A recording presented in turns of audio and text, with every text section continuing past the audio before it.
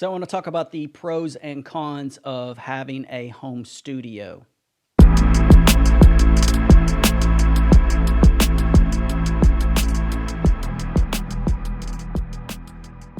Hey, what's up everybody? It's Stein, and today I'm going to be talking about the pros and cons of having a home studio or recording from home.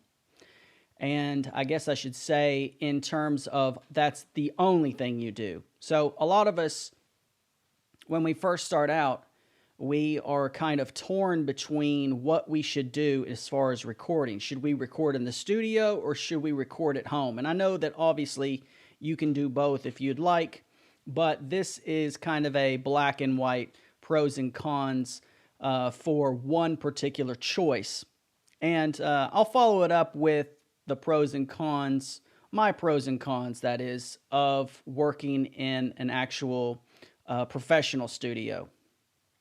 So, to get right into it, I've done both, and I just wanted to share with you, some of you that maybe haven't kind of taken the plunge into recording yet, and you're kind of unsure what you should do. There's a lot of stuff out there that you may hear about what you should do, but I just want to share a little bit about my experience, and maybe it will help you make a decision or at least think more clearly about the situation and the choice if you feel that you must make a choice between the two. So I'll first start off by saying the pros of recording at home. The number one thing for me that I've experienced that's been a positive or a pro about having a home studio is comfort. And one of the things that's really, really important when you're making music and when you're recording music is that you're comfortable. And I don't mean just, having soft carpet or, your clothing, but the way you feel, the way you think. And of course, anything that you do is going to take time to get used to. Anything new might feel uncomfortable. But when I was in the studio, I felt kind of uncomfortable. I felt intimidated. And that may just be an insecurity of mine, but I felt like someone was listening to me, because someone was listening to me. And sometimes in the house, when I'm recording at home, which I do now mainly, I feel a sense of isolation, and I can record and feel comfortable, even if I want to take a risk. If I feel like I'm the only one around, or if someone's around that is used to me recording, then it just makes it a whole lot easier. So one of the pros is comfort, and by comfort I mean kind of the emotional risk-taking ability to just feel at ease.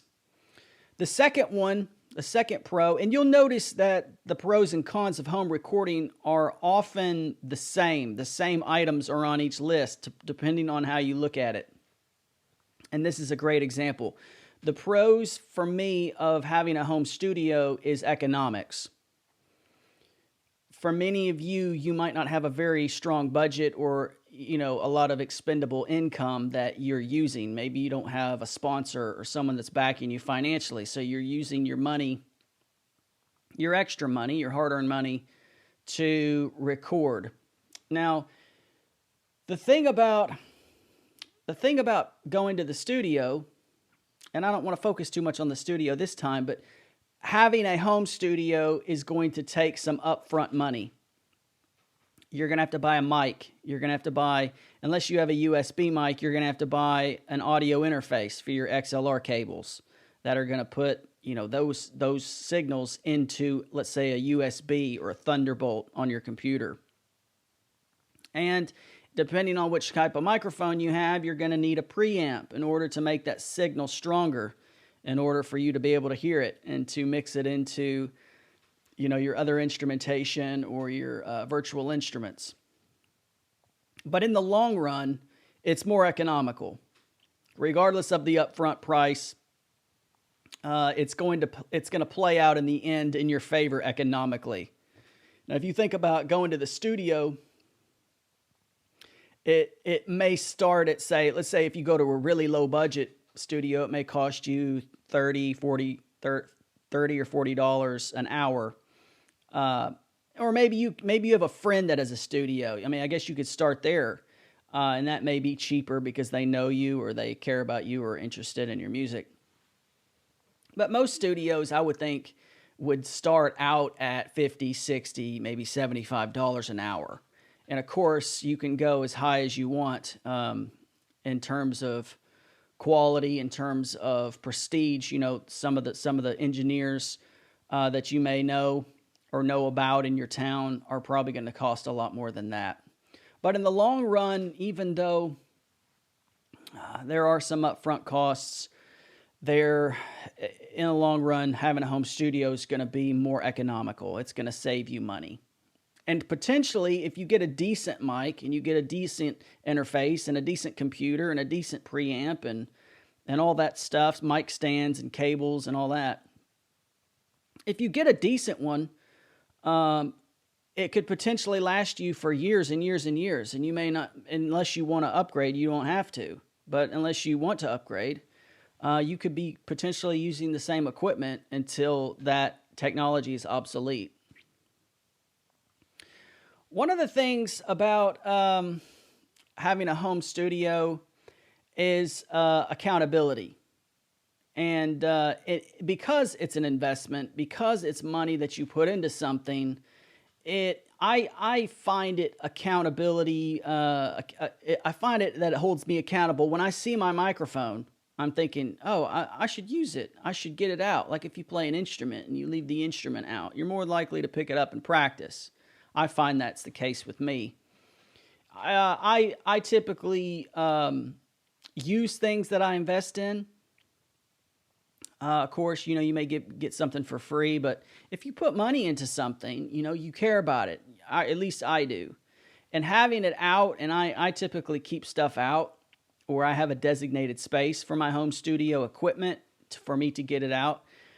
Just seeing it reminds me, oh yeah, I make music. Oh yeah, I could potentially make music today, uninhibited in my home. Also, another positive of having a home studio are in kind of crazy circumstances like this with the coronavirus, COVID-19. It's very easy to record in your home. And you don't have to leave, and you have the opportunity to do it whenever you want. And I guess you could say that this is related to comfort, that you feel comfortable. But I think there's a little bit of a nuance there that you potentially can make whenever you want, at any time of the day, in the middle of the night, you know, pending your neighbors or any other things like, you know, your family. You can record anytime you want. It's very, very easy to record yourself. Now, let's get into some of the cons. And these may be offsetting for you. These may be more negative or too negative compared to what you get out of it, let's say. But here's some of the cons for me. And that is, well, this one doesn't necessarily apply to me, but sometimes if you have a home studio, you don't have the time or the family. You have family interruptions in your home. Some of you don't have very peaceful homes in terms of noise. Some of you have kids that may, you know, need a lot of attention, or you have a small house or a small apartment, and maybe you only have one bedroom or, you know, whatnot. I definitely know what that's like. I had an apartment for my first album that only had one bedroom. I made my second album in an apartment with only one bedroom. And sometimes, depending on who you live with, that can be a problem, and for some of you, it's not a problem. But I have to think, you know, surely there's people out there that have other things going on inside their house that prohibits them from things being absolutely quiet for them to get a clean enough take on their equipment. One of the cons that may be offsetting or off-putting to some of you is maybe the upfront price or cost of the equipment. And this is, I said earlier that the investment holds me accountable, but maybe sometimes the upfront cost is too much money to even get started. And I know a lot of us, especially nowadays, maybe not have as much money to put up, and it's intimidating to put that kind of money into something. As a caveat, I would say this, that if you're worried about a couple $100 to put into a studio, you're probably not cut out for, putting in the time and the effort that it would take to be a recording artist that other people are going to listen to. I know the idea of the home studio is often kind of sold on the back of, you could be the next, famous rapper. You could be the next singer-songwriter artist. And the reality is that, without being too negative, that's probably not going to be the case, right? For all of us, the hundreds of people that watch these videos, or I have around 900 or 800 subscribers. Imagine, of all those 800 people who are interested in recording music, how many are going to take that to the next step? How many are going to be consistent? How many are going to put the time and the energy and the marketing and the money into it? Very few. So when you consider the upfront cost, that's going to turn a lot of people away. So there is some, I would say, my studio, if you take, let's just assume you have a computer, maybe not. The computer's going to be the most expensive thing. You can get an audio interface for $100. You can get a preamp for $100. You can get a microphone for $100. So let's say that's $300. And if you need if you want a really basic computer, you can get a basic computer for $300 or $400. So, you're looking at $600 plus. I think a more realistic picture, especially if you get a decent mic, is you're looking at maybe $800 or $900, maybe $1,000. That's a lot of money. That's a lot of money to put into something. So that may be a problem. That may be off-putting to many people. One of the cons of working in a home studio is that you don't have interaction with other artists unless you choose to, unless you go to where they are or you invite them to your studio at home. I've heard of several people. This has never happened to me, but I've heard several stories of people going to the studio to record, and they bump into someone that's a big star, or someone that has some notoriety, or someone that is able to, there may be to ask some questions. Hey, when you did this vocal, what plugins did you use? Or hey, who here at this studio mixes your vocal chain or whatnot? Having interaction with people that you normally wouldn't is, for an artist, I think is a good thing. Of course, there could be some negative side effects to this, but you have, one of the cons of having a home studio is that you don't have that interaction with other people unless you are proactively trying to do that. One of the cons of having a home studio is that you don't have an engineer. You're the engineer. You're the person who sets up the microphones. You're the person who makes sure the distance between the mic and the pop filter is what's appropriate. You determine the settings of the preamp and the levels of, the input, which the cons of that is that you have to learn all this. You have to learn all the things that an engineer would need to know in order to make basic recordings. I know if you take, the investment of the money to buy the equipment and the time to learn it, that's a big investment. So that's one thing that keeps people, I think, from recording at home, is because they're thinking, how could I ever figure that out? Well, you probably didn't know how to ride a bike before you knew how to ride a bike, right? You didn't know how to write. You didn't know how to you didn't know how to rap or sing. You didn't know how to do a lot of things that you figured out. But it is a bit of a hurdle at first, and it can be very, very frustrating. Let's just say that. One of the pros and cons is, you're doing it yourself. If it sucks, it's your fault because you're the only one that's there. And I think that that can be a negative factor for certain people who may or may not have kind of the temperament to where that's okay. Like where they don't mind making mistakes, they don't mind learning from their experience. And of course, the opposite of this, which I didn't say, is the pro of having your own studio is that you get to learn.